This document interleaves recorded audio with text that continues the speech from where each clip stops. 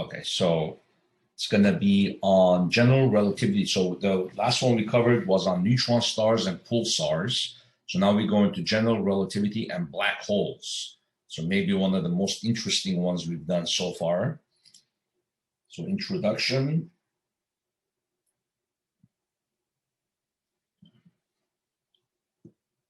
So welcome to Lab 15. A star's life can be described as a fight against gravity. For most of its life, the inward pull of gravity is balanced by the outward pressure from hot gas and radiation, which is produced primarily by nuclear reactions in the core for main sequence stars.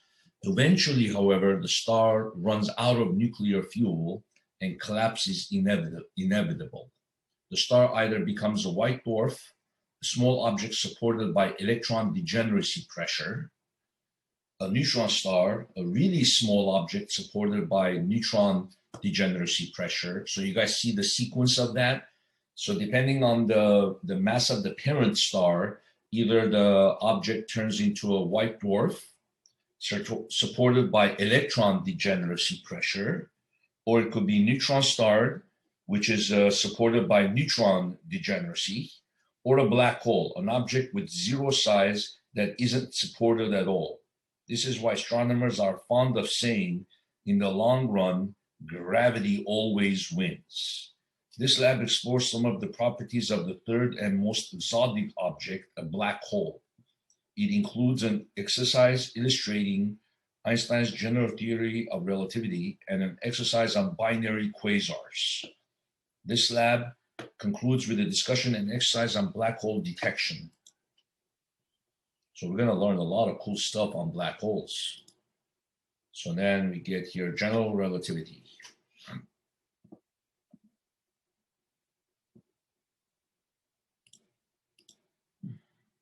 So the general theory of relativity predicts gravitational lensing, gravitational waves, and the existence of black holes. So those are three different terms: gravitational lensing, gravitational waves, and existence of black holes.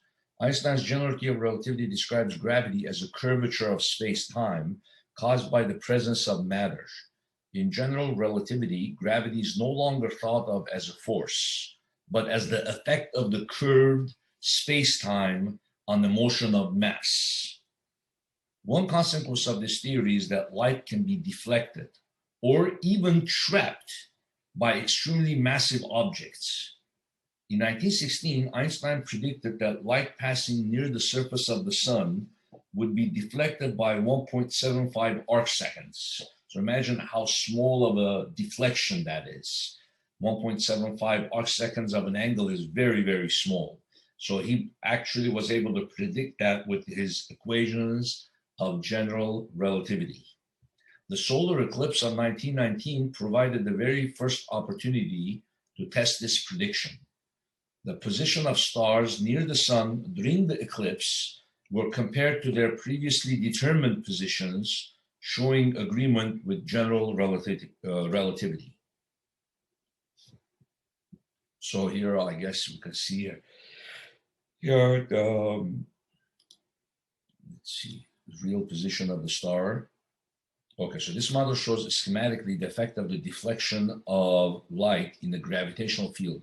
Press the play button to play the simulation. So then if we, so you know what, let's minimize this a bit. So this is the Earth. We're looking at another star opposite to the sun. So in the line, the sun is between us and another star that we're looking at. So then what's going to happen? You see, so the light traveling from the star is deflected by the gravitational field. So because it's during the day, it's hard to see that star. So we needed an event to happen where the moon would come between us and the sun, would cover up the sun's brightness so that it'd be dark for like a couple of minutes. So that solar eclipse actually did happen in the year 1919. The moon was here, right, between us and the sun. And then we were able to detect that star. And the star appeared as if it's there, you see. So you see how the light from the star is coming and bending So when we look at the star, it appears to be here. By 1.5 arc seconds, it's off of where its actual location is. You see here, right there. The apparent position of star due to the gravitational lensing. So this is known as gravitational lensing. In other words, the gravity of the sun acts as a lens, just like a light beam goes through a lens and enables us to see far objects or close objects. A lens, an optical lens, bends light. So the same thing happens when light goes around the heavy star. The light of that star bends slightly and causes the apparent position of the star due to gravitational lensing to be off. You see, so we can measure that amount of that shift and determine and then compare it with what the equation of general relativity predicts. Gravitational lensing occurs when the path of light is bent by a massive object, such as a galaxy or a black hole. So, of course, the bending around the galaxy and the black hole will be even a lot more than the bending that occurred around our sun. You see, our sun's bending was very minimal compared to the bending of a galaxy or black hole. The small bending of light by the sun's gravitational field is a specific example of a more general phenomenon, gravitational lensing. Gravitational lensing effects can become quite dramatic when gravity from a massive galaxy or cluster of galaxies bends light much like a glass lens does. While Einstein predicted that a perfect alignment of a light source and the gravitational lens would cause ring-like arcs of light, it was not until much later that such lenses were actually observed. Today, many examples of gravitational lensings have been found, lending strong support to the theory of general relativity. You see, so the streaks and arcs in this Hubble Space Telescope image are formed by light from every distant galaxy that have been gravitationally lensed by the foreground cluster of galaxies, known as Abell 1689. So you see this ring of light that you see? It's the gravitational lensing that is occurring for an object that's much farther away from this galaxy. So it's an interesting phenomenon. So gravitational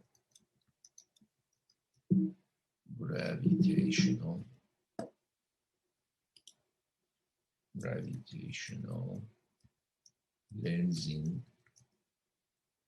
due to Abell 1689. So that's probably one example of a galaxy. Abell is one of the biggest and most massive galaxy clusters known, and it acts as a gravitational lens, distorting images of galaxies that lie behind it. Abell 1689 shows over 116,000 globular clusters, the largest population ever known. There is evidence of merging and gases in excess of 100 million degrees. So you can see here,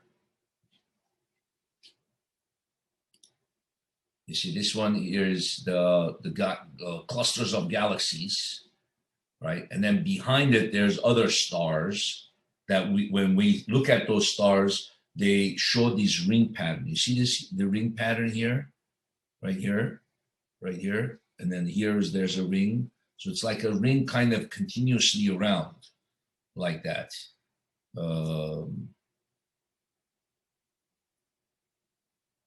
This is a nice one. You see here, the ring of light. So if we want to see the explanation of that, you see how, this is a gravitational lens. This is probably, here's another example. You see the ring of light right here? You see, so Hubble probes the distant past via gravitational lenses. So we could also search up a short video. Very intriguing topic. YouTube.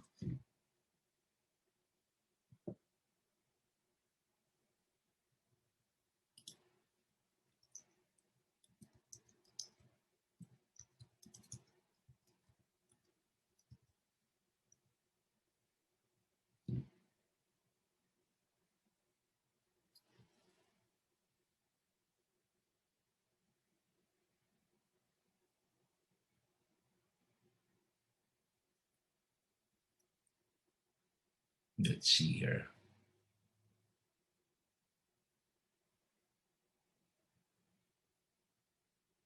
Okay, let's see this one. Maybe that will shed some light. His videos are very good, Professor Dave. As we have discussed in this astronomy series, as well as the modern physics series, Albert Einstein's theory of general relativity is the model of gravitation that has enabled us force exerted by massive objects like this galaxy as resulting from the warping of space-time, the four-dimensional manifold that fuses the three spatial dimensions and the dimension of time.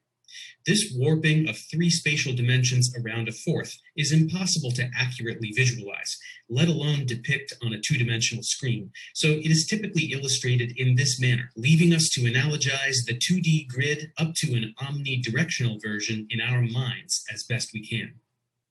As abstract as this all sounds, the theory, which was published in 1915, was quickly corroborated in 1919 when Einstein made predictions about how light will follow a curved path around massive objects.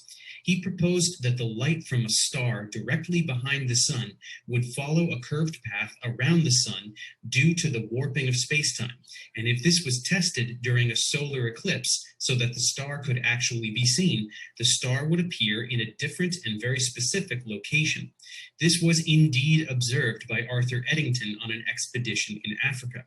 So Einstein's prediction was correct. So that's really fortunate. But this was only the first of many victories for this theory. What else have we observed in the universe in the past century since Eddington's observation that makes this model so powerful? One line of observation has to do with black holes. As we learned earlier in the series, these objects are remnants of dead stars with sufficiently large mass and small volume such that the warping of spacetime is significant enough that not even light can escape the gravitational pull of the object. Years after black holes were postulated, we eventually built the technology required to see strong evidence for their existence, including the supermassive black hole at the center of our Milky Way galaxy, which we believe is a common feature of all galaxies. Beyond direct evidence of the black hole itself, we can also monitor the motion of the stars that are closest to the galactic center. The orbits of these stars only make sense in the context of the existence of the supermassive black hole, as they orbit around a point of seemingly empty space, accelerating to incredible speeds as they near the black hole and then slingshot around to complete another orbit. Beyond this, we can even see stars exhibiting a perihelion precession in their orbit, just like Mercury does around our sun. This orbital behavior is exclusively predicted by the mathematical equations of general relativity and is thus another victory for the model. So you see, this is the stars that are going around near the center of our Milky Way galaxy, and their perihelion is precessing. In other words, you see how the ellipse here is changing its form, and this is called precession of the perihelion of Mercury. And this happens when a planet or a star is moving around something that's very massive. So Mercury's perihelion also precesses, and so that's because it's so close to the sun. And then those stars' perihelion is precessing. So you see here, it goes from here to here to here, right? And then right there. So as we can see, both the existence of the supermassive black hole at galactic center and the motion of stars around it are predicted immaculately by general relativity. Yeah, but in recent decades, telescopes like the Hubble Space Telescope, as well as large telescopes on the surface of the Earth, have become so powerful that we have been able to look not just at objects in our own galaxy, but also at other very distant galaxies. In doing so, we regularly see examples of another phenomenon predicted by general relativity, which is called gravitational lensing. This is when our view of an object, like a distant galaxy, is obscured by another object in between, like another closer galaxy, and the light from the more distant object curves around the object in front due to the curvature in space-time that is Okay, produced. this is really good animation. So let's rewind this. You see here? Right here. So you see what's happening is that we're looking, there's a, in the foreground, there's a, like in this case, Abel, the galaxy cluster Abel, there's many galaxies. So the gravity of that galaxy will distort the light coming from an even more distant galaxy.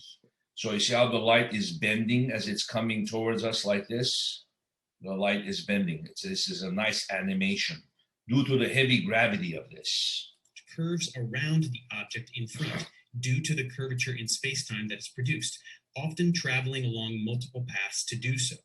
We can gather all kinds of valuable information about both the lensed object and the object doing the lensing when we observe this phenomenon. Ah, you see, so we see the galaxy right there, you see? This is essentially the same principle that enabled that very first observation by Eddington in 1919. But when looking into intergalactic space, what we can visualize is far more fascinating. As we said, when observing the light from a distant galaxy being distorted by the gravitational effects of a foreground galaxy, the nearer object acts like a lens, distorting and magnifying the image of the galaxy behind it. In certain cases, this will result in rings of light called Einstein rings, where the light is traveling around the object in the foreground in all directions. Finally, because general relativity deals with space-time essentially acting as sort of a fabric, it predicts ripples in that fabric due to the motion of objects that exert gravity. Because gravity is so weak, these are difficult to detect, but they were thought to be pronounced. So this one is talking about the other evidence for general relativity, and that's gravitational waves. When looking at certain exotic objects, like this binary system consisting of a neutron star pulsar and white dwarf star. For some time, gravitational waves had been theorized but not yet directly detected until 2016, when direct evidence was finally collected by LIGO and other gravitational wave observatories. This was done by observing ultra-rare events like black hole mergers and later on neutron star mergers. Neutron stars are so dense that the gravitational waves generated by this activity eventually propagate to Earth and can be detected by extremely sensitive equipment, such as the equipment found at the LIGO Observatory with its two long perpendicular vacuum tubes that use light and mirrors to detect any warping of spacetime as the result of gravitational waves that pass through. Okay, so just incredible stuff. So they kind of combined the major evidences for general relativity, which is gravitational lensing, gravitational waves, and then the solar eclipse. Not only can we detect maybe we the can come back to that later. Okay, so Einstein's ring simulator. Okay, cool. So this simulation helps you study the process of gravitational lensing by introducing the concept of the Einstein ring. The adjacent left image is an idealized Einstein ring around the lensing source. We shall use the angular size of the Einstein ring and the redshifts of the lensing object and the ring source to determine the mass of the lensing object, which could be a galaxy or a cluster of galaxies. We shall estimate the Einstein angle by averaging a set of measurements. Use the left mouse button to click on the ring. The corresponding separation angle of the ring from the source will be displayed. Use the calculator on the lab to convert redshifts to physical distances for lens and source. Repeat 5 times to fill the table out. Then click the average button to average the 5 determinations. The remove button removes single entries. The clear button clears the entire table. The geometry of the source, lens, and observer are displayed in the upper left diagram. So this is the source. and this is us, we're the observer, and then this is the what's causing the lensing. In other words, the galaxy or the galaxy cluster that is between us, the observer is us, and the source. So now let's see if we click here. Oh, okay. So you see here, the center is the 1 arc second.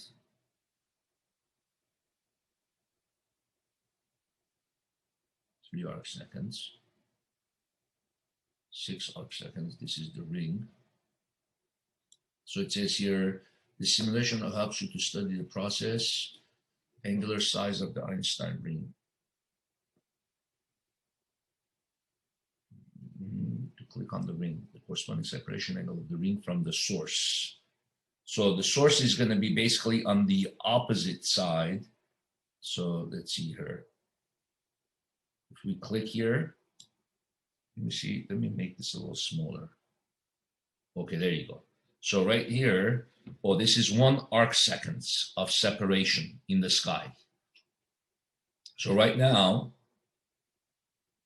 the separation 0.95 arc seconds from here to here. So data table add 0.95 arc seconds, and the error in that is by 0.07. So that means it's 0.95 arc seconds with an uncertainty of 0.07.